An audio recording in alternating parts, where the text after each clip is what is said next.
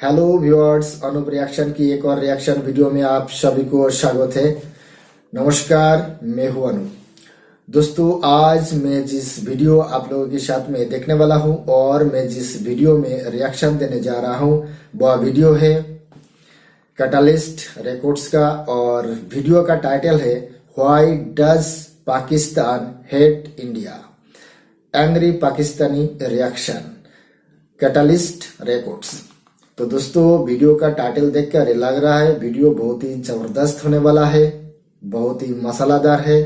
तो वीडियो शुरू करने से पहले सभी को मेरा रिक्वेस्ट है, चैनल जरूर सब्सक्राइब करिए, बेल आइकॉन क्लिक करके ऑल सिलेक्ट करके रखिए, वीडियो लाइक करिए, शेयर करिए और कमेंट सेक्शन में जरूर लिख सकते हैं आप लोगों को कौन सी वीडियो में रिएक्शन चाहिए।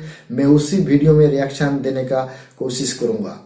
तो दोस्तों, चलिए साथ में वीडियो देखते हैं। अस्सलाम वालेकुम। जी वालेकुम सलाम। आपका नाम? अदील हक। अदील साहब, मेरा आज का क्वेश्चन आपसे ये है कि इतनी नफरत हमारे दिलों में क्यों है भारत को लेके? भाई, ये जब से हमने पढ़ना शुरू किया हमने तो इंडिया को दुश्मन ही समझा। ठीक है। जो हमारे मुतालिया पाकिस्तान या जो भी हमें पढ़ाया गया है वो तो ये है कि इंडिया एक दुश्मन है। लेकिन ग्लोबल वर्ल्ड है, आप देखें बहुत बड़ी बड़ी दुश्मनियाँ ख़त्म हो गई। जर्मन की वॉल गिर गई और बहुत सारे मसाइल हैं। आप अक्सर ये देखेंगे वर्ल्ड वार के बाद उन्होंने आपस में जंगें बिल्कुल नहीं की। वर्ल्ड वार 1, 2 के बाद जो उन्होंने करोड़ों लोग मरे हैं, उसके बाद उन्हें समझ आ गया कि ये मसाइल का हल नहीं है। फिर उन्होंने बहुत सारे वाक़यात हुए हैं, जंगें हुई हैं, बोस्निया हो गया, और भी कुछ वाक़यात हैं। शुमाली कोरिया का थ्रेड रहता है इनको, जापान का रहता है, लेकिन जंगें नहीं हुई। बोस्निया के अलावा जंगें बहुत ज़्यादा नहीं हुई। इन्होंने मुसलमानों को ही यानी कि इस्तेमाल किया है, या इनकी आपस में इनको इराक जंग थी, ईरान जंग थी, आपस में ये नहीं लड़ी। उन्होंने समझ लिया कि जंग मसाइल का हल नहीं है और पाकिस्तान को अब सोचना पड़ेगा कि ये मसाइल का हल नफरत नहीं है। यानी कि अब क्या वार होगी? वार तो आपको पता है कि अगर पाकिस्तान राइट नाउ इस पोजीशन के अंदर है कि अगर कोई इस तरह का मतलब सरकमस्टांसेस अगर बनते हैं तो हम मतलब अभी राइट नाउ इस पोजीशन में है कि हम तैयार हैं कि आ जाए तो हम कर लेंगे, लिटा देंगे। नहीं बेटा, आपने देखा होगा कि कारगिल की जंग में क्या हुआ था। कारगिल में भी आपके पास सप्लाई लाइन टूट गई थी आपकी, आप नहीं तैयारी कर सके। एक्चुअल पाकिस्तान फाइनेंशियल बहुत ज्यादा कमजोर है। अभी आपको पता $7 अरब टोटल इनके पास पड़ा हुआ है। सही। और फिनांस नहीं होगा तो कुछ भी नहीं होगा। अच्छा, उनके फॉरेक्स रिजर्व की अगर मैं बात करूं तो $600 बिलियन भी क्रॉस कर चुका है। बिल्कुल ऐसे ही है। तो पाकिस्तान को अब अपनी ना पॉलिसी बदलनी पड़ेगी। ठीक है। ग्लोबल वर्ल्ड है, ग्लोबल विलेज है, आप लड़ के मामला को हल नहीं कर सकते। ठीक है। आप वही पैसे जो आप अपना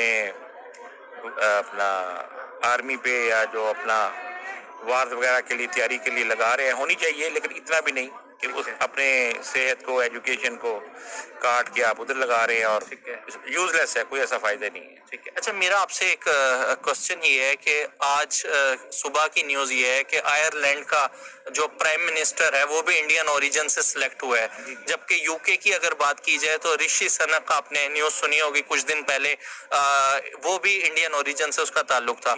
अगर देखा जाए तो जो हमारी नेबर कंट्री भारत, इंडिया है, वो इस टाइम ग्लोबली अगर देखें तो अपने कदम बड़े मजबूती से जमा रही है।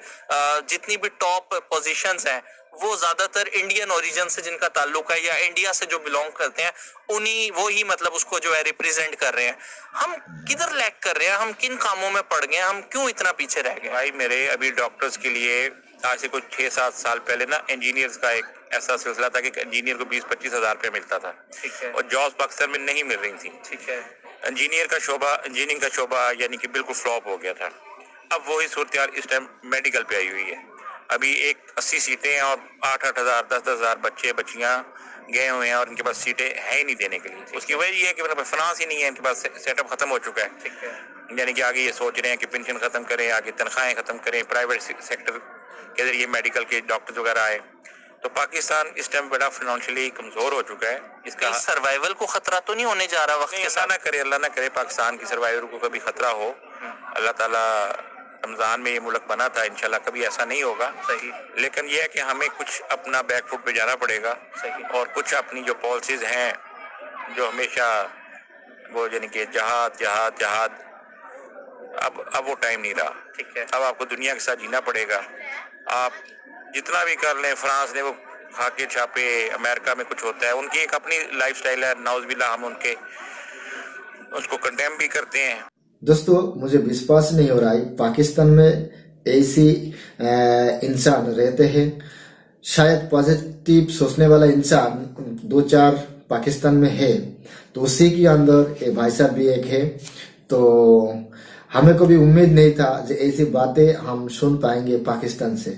लगभग 2 महीने से ज्यादा मैंने वीडियो ऐसी रिकॉर्ड कर रहा हूँ और रिएक्शन भी दे रहा हूँ, मगर इस पॉजिटिव सोच रखने वाली कोई इंसान पाकिस्तान में मुझे नहीं मिला। खैर, पाकिस्तान की ये क्या हाल है इस टाइम, पाकिस्तान क्यों नफरत करता है, तो ये भाई साहब ने बताया जब से पढ़ना लिखना सीखा है तब से हिंदुस्तान के बारे में सिर्फ हेट ही सीखा है।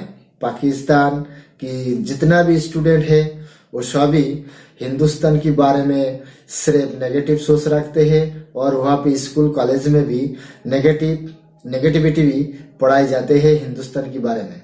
तो दोस्तों, ये भाई साहब को इतनी तो ज्ञान है और अच्छी तरह से इनको मालूम है जे पाकिस्तान की पोजीशन कहाँ पे है और इंडिया की पोजीशन फिलहाल कहाँ पे है।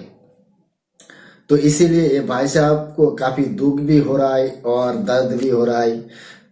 फिर भी सच को कबूला, ये मुझे बहुत अच्छा लगा, क्योंकि सच तो सच ही होते हैं और सच को जितना जल्दी कबूल सकता है वो इतनी जल्दी दुनिया से वाकिफ भी होते हैं। दोस्तों, दुनिया में भारत कैसे राज कर रहा है इस टाइम, ये दुनिया देख रहा है और पाकिस्तान भी भली भांति जानती है, क्योंकि कुछ दिन पहले इंग्लैंड की जो पीएम ऋषि सुनक वो हिंदुस्तान मुल्क का है और जिस इंग्लैंड इंडिया को करीब 200 साल गुलाम बना के रखा था, वही इंग्लैंड का आज एक हिंदुस्तानी राज कर रहा है। हिंदुस्तान के हाथ में उस देश का कंट्रोल है। तो दोस्तों, हम लोग कुछ दिन पहले ये भी देखा है जो आइसलैंड की पीएम वो भी भारतीय मूल का है। कनाडा की जो एजुकेशन मिनिस्टर वो भी हिंदुस्तान मूल का है। अमेरिका की उपराष्ट्रपति वो भी हिंदुस्तान मूल का है। मॉरिशस की जो पीएम वो भी हिंदुस्तान मूल का है। इस तरह से ना जाने दुनिया में बहुत सारी जगह हिंदुस्तान इस टाइम राज कर रहा है। तो दोस्तों, ये तो हिंदुस्तान की बात है। तो आप चलिए पाकिस्तान की एजुकेशन में क्या क्या सिखाए जाते हैं, कैसे हिंदुस्तान की बारे में नेगेटिविटी पढ़ाए जाते हैं, उसी का कुछ अंश हम लोग देखते हैं। Quote you from a book over here. This is a book on Urdu class 8. The book says over here, quoting somebody, that come what may, a Hindu can never be a well-wisher of Muslims. ये class 7 सातवीं जमात में बच्चे की क्या उम्र होती है? जाहिर है मैक्सिमम 11 साल 11-12 साल के बच्चे को आप क्या सिखा रहे हैं?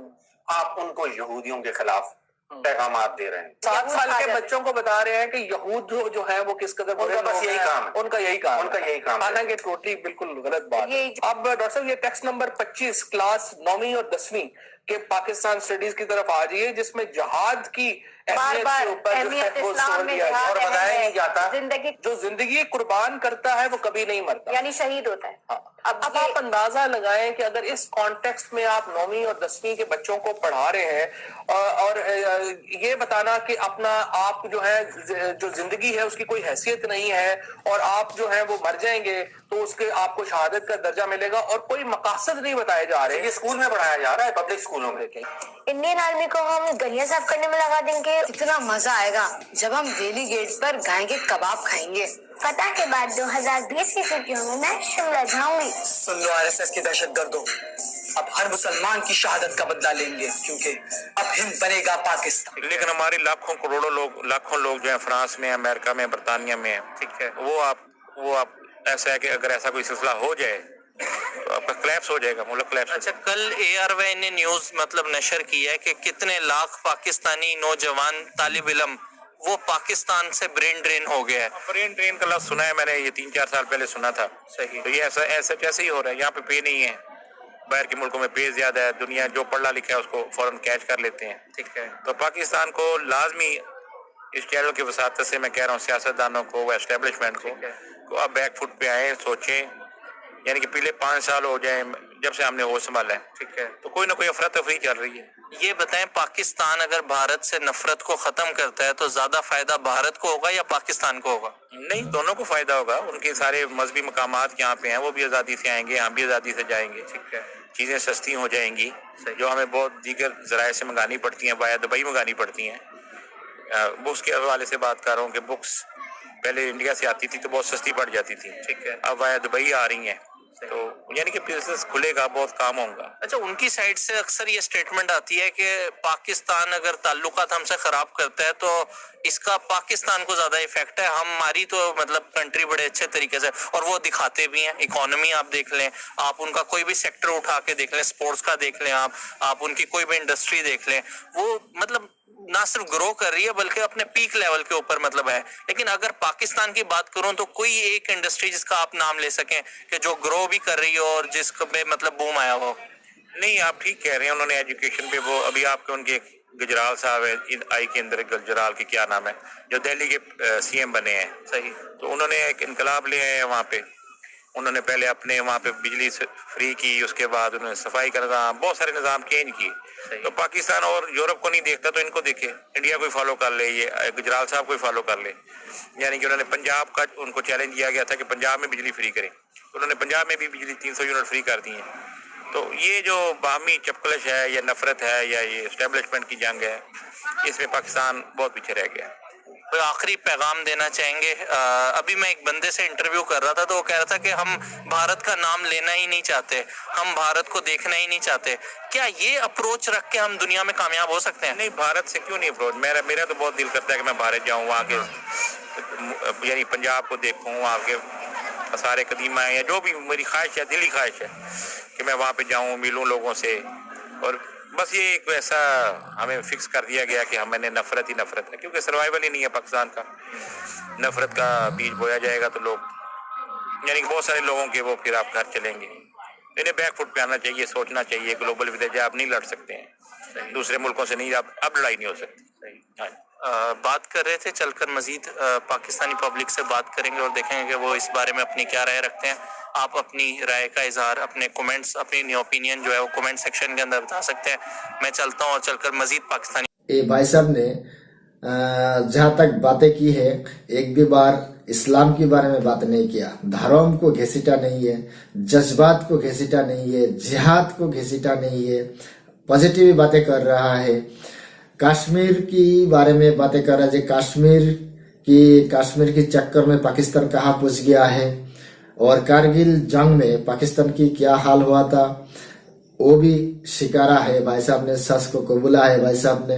ये अच्छी लगा। और पाकिस्तान की जो पोजीशन है इस टाइम कहाँ पे है, हिंदुस्तान की पोजीशन कहाँ पे है, पाकिस्तान की रिजर्व कहाँ है, हिंदुस्तान की रिजर्व कहाँ पे है, तो अब इनको समझ में आ रहा है। और ऐसे समझदार इंसान पाकिस्तान में बहुसंख्यक नहीं है, 2-4 ही मिलेंगे पाकिस्तान में, और बाकी सब तो जिहादी फौज है और जिहाद की सेवा और कोई बातें नहीं करते। जब तक पाकिस्तान की स्कूल की जो एजुकेशन है वो सही करना पड़ेगा, वो किताब को जलाना पड़ेगा।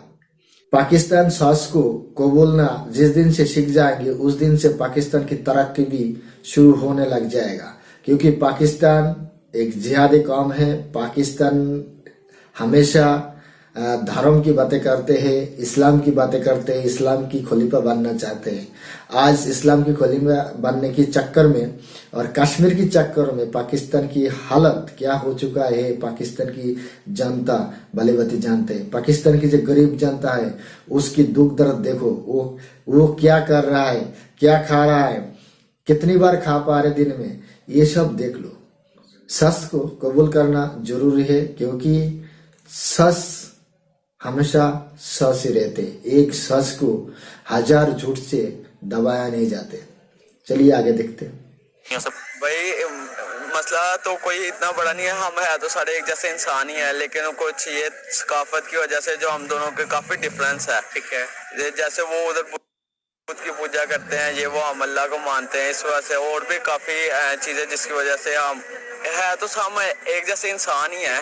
पर मसला ये है कि जैसे कुछ कपड़ों का भी आ जाता है, जिस वजह से वो उधर का भी हो जाता है। हम तो मुसलमान हैं, इसलिए भी काफी हो जाता है। आपको नहीं लगता अगर एक होके चलेंगे तो ज्यादा कामयाब हो सकते हैं? इस तरीके से इंडिया ग्रो कर रहा है, दुनिया की 5वीं बड़ी इकोनॉमी बन गया है, और मतलब इस टाइम अगर देखा जाए तो मेन पोजीशंस भी जो है वो इंडियंस ही मतलब छाए में।